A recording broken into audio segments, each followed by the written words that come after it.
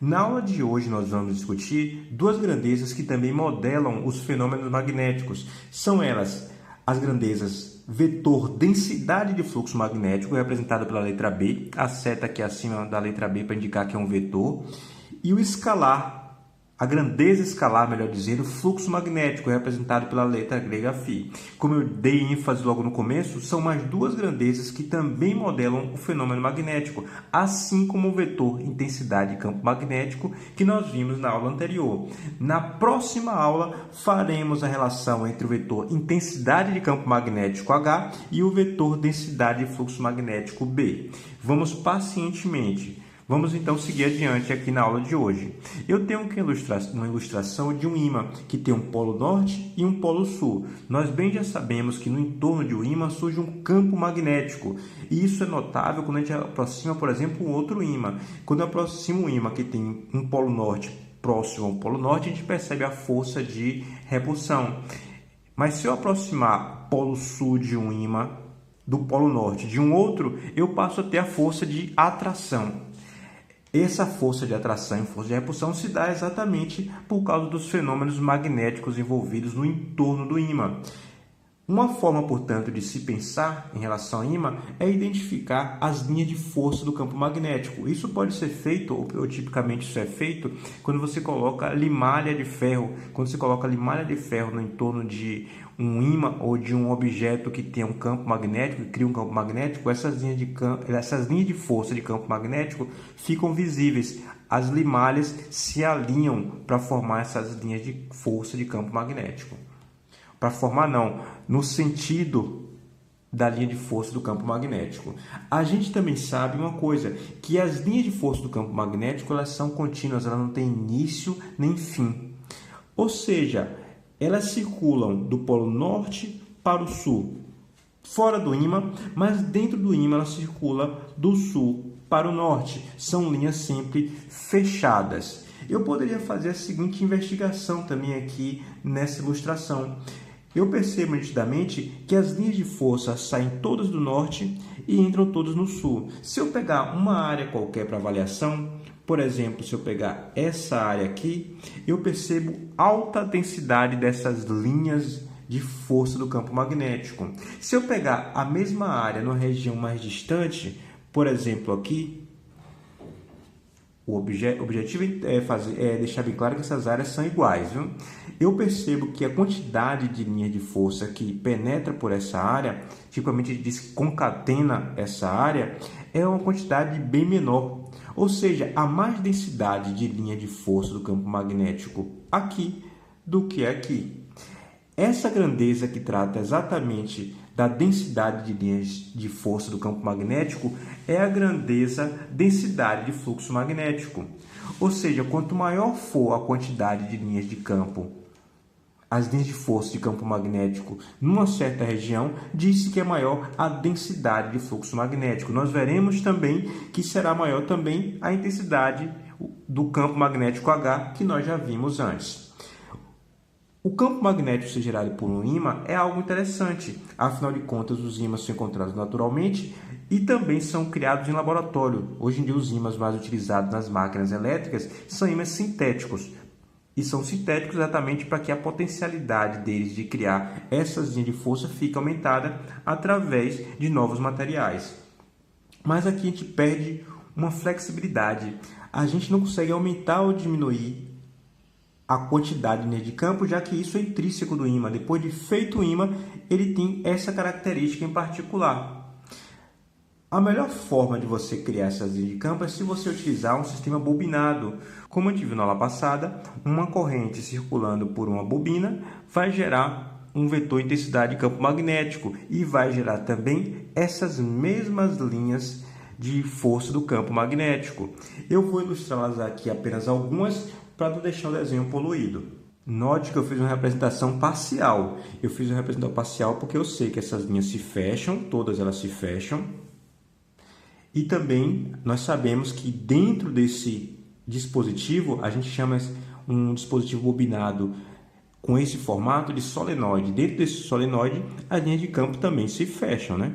todas elas se fecham. Não vou fechar todas, já que você compreende que todas elas são fechadas e, obviamente, quanto mais distantes, mais afastadas, da mesma forma que no ímã. A esse dispositivo a gente pode chamar de eletroímã. Obviamente será mais intensa a quantidade de linhas de força quanto maior for a corrente que você coloque nesse solenoide. Aí vem uma questão: se ela é mais intensa quanto maior for a corrente, significa dizer que você pode aumentar ou diminuir a quantidade de linhas de força do campo magnético, ou equivalentemente, aumentar ou diminuir a densidade de fluxo magnético, aumentando e diminuindo a corrente. Por exemplo, você pode criar linhas de força do campo magnético que variem senoidalmente, inclusive fazendo com que o polo norte e o polo sul fiquem trocando de posição. Afinal de contas, quando a corrente for positiva, ela tem esse sentido. Aqui sendo o polo norte e aqui o polo sul. Norte porque as linhas estão saindo e sul porque estão entrando. Mas quando a corrente inverter o sentido, significa dizer que o sul e o norte também trocam. Significa dizer que as linhas vão sair por esse lado e vão entrar por esse. Vai se trocar o norte e o sul. Esse tipo de uso é um dos mais comuns para você criar campos magnéticos, utilizando o que a gente chama de eletroímãs. Não exatamente nesse formato de solenoide. No momento devido, eu vou apresentar a vocês figuras mais próximas dos equipamentos comerciais utilizados. Vamos destacar agora também a outra grandeza que nós tratamos, o fluxo magnético, representado pela letra grega φ. Veja essa situação aqui em particular. Eu tenho uma região circular que eu estou avaliando, pode ser que isso aqui seja uma única espira, e essa única espira está numa região que tem uma certa quantidade de linhas de força do campo magnético, B, que estão vindo da esquerda para a direita. Fica mais fácil você entender se eu colocar uma figura dessa forma. Aqui eu tenho a espira ou a região circular em avaliação, e aqui eu tenho, na região em que a espira está, uma certa quantidade de densidade de fluxo magnético. Note que a densidade de fluxo magnético é uniforme, significa dizer que a distância entre cada uma das linhas de força do campo magnético, todas elas representadas pelo X, porque elas estão entrando, nessa perspectiva aqui, elas estão entrando na folha de papel, então representado pelo X, elas estão sempre a mesma distância uma da outra, ou seja, qualquer região que você pegar tem a mesma densidade de linhas de força do campo magnético, ou seja, o campo magnético é uniforme, ou uniforme no espaço, seria outra forma de dizer. Eu não represento todas as linhas aqui para não deixar o desenho poluído, mas imagine que esse cenário e o cenário mostrado na perspectiva anterior são idênticos. O fluxo magnético é dado pela integral de superfície do produto escalar entre o vetor densidade de fluxo magnético e o infinitésimo de área. Calma, se você não entendeu, eu vou lhe explicar agora. O que é um produto escalar? Posso representá-lo também como sendo a integral de superfície do módulo do vetor densidade de fluxo, módulo do vetor infinitesimal do espaço, obviamente o espaço dessa espira que eu estou levando em consideração para fazer a minha análise, vezes o cosseno de θ, sendo θ o ângulo entre B e ds. Aqui, então, eu sou obrigado a escolher o que é ds. ds é o vetor infinitesimal de superfície e ele é sempre ortogonal, ou seja, está sempre a 90 graus da superfície ou da área que eu estou avaliando. Eu poderia colocá-lo para cá, afinal de contas, ele estaria a 90 graus, mas tipicamente a gente coloca de tal forma que ele esteja na mesma direção da densidade de fluxo magnético, então ele estaria para o outro lado. Esse é o vetor ds.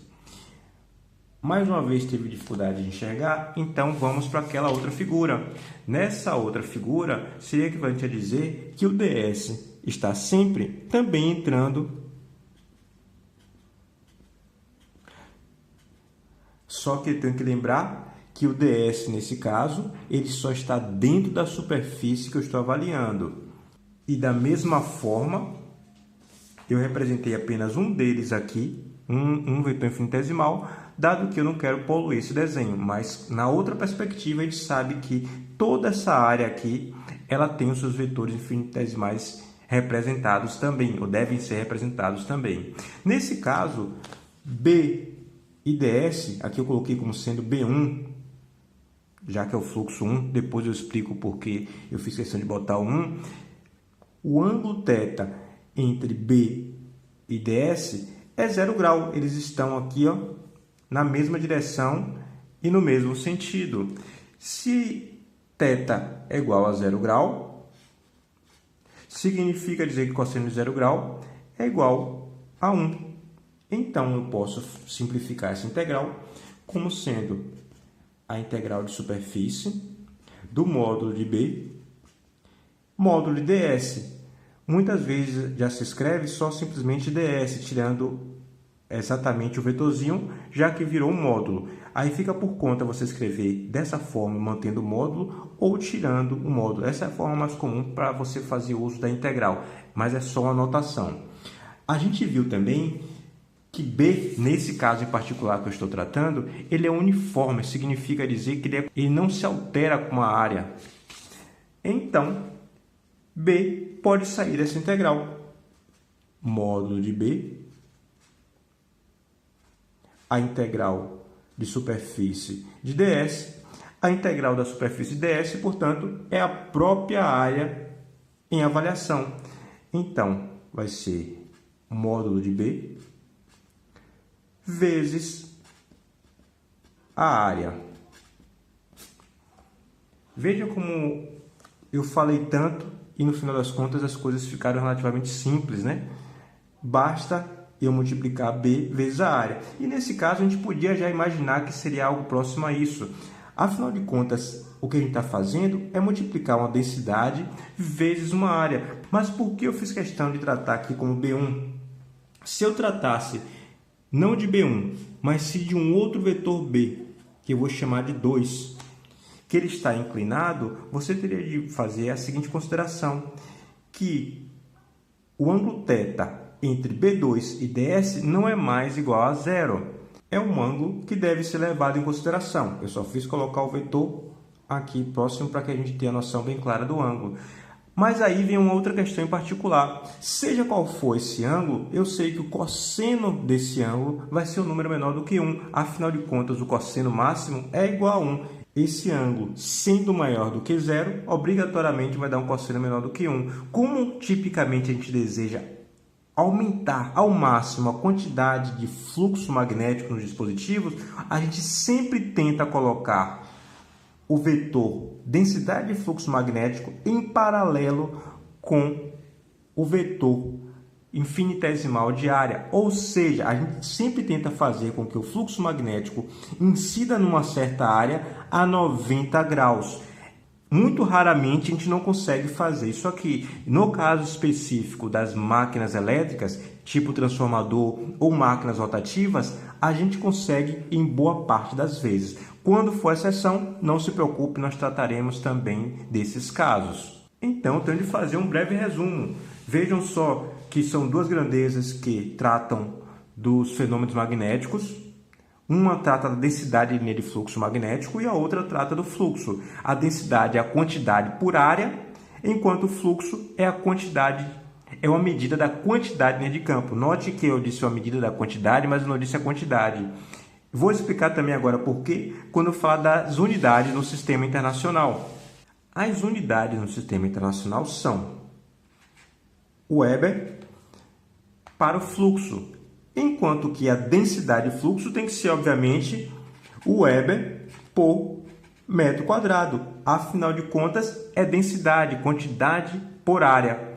Só que essa unidade, ou essa grandeza, é tão utilizada que ela recebeu também uma outra unidade. O Weber por metro quadrado é a mesma unidade de Tesla, representado pela letra T.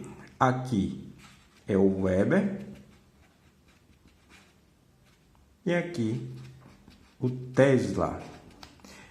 No passado, a unidade de fluxo magnético não era o Weber, porque o Weber é proporcional à quantidade de linha de força do campo magnético. Era uma unidade chamada Gauss. E a unidade Gauss era uma medida exatamente da quantidade de linha de força que você tinha. Só que essa unidade foi entrando em desuso quando entrou na jogada o sistema internacional. Então, tipicamente, a gente não tem utilizado. Há alguns livros que ainda utilizam o Gauss, mas o mais comum hoje em dia é utilizar no sistema internacional, no qual a unidade é o Weber. Antecipa uma coisinha para a próxima aula. Note que eu fiz toda a discussão tratando das linhas de força do campo magnético circulando pelo ar. Óbvio, ainda que na natureza ela aconteça dessa forma, ainda que não exista como a gente pedir que as linhas de campo circulem pelo ar, elas devem, para os nossos usos em equipamentos, ficar confinadas em regiões de nosso interesse.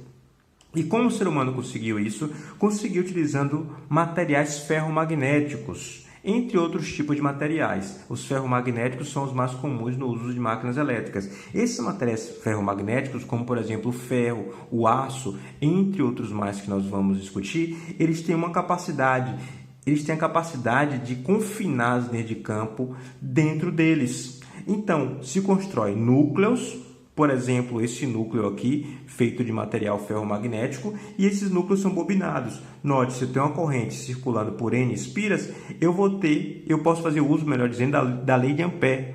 Afinal de contas, eu posso escolher esse caminho aqui. A gente sempre vai escolher os valores médios dos comprimentos dos equipamentos, sempre que for possível, sempre que tiver sentido, porque a gente não faz questão de fazer a conta com precisão, senão teria de fazer a lei de Ampère para regiões mais internas, regiões mais externas também do núcleo. Considerando o comprimento médio, significa dizer que a lei de Ampère pode ser utilizada. Afinal de contas, nós sabemos que a lei de Ampère é a integral de caminho fechado do produto escalar de H dl, que vai ser igual a N vezes I. Opa, olha só, o comprimento está aqui. O H pode ser encontrado, portanto, a gente vai ver que nesse caso ele vai ser também constante.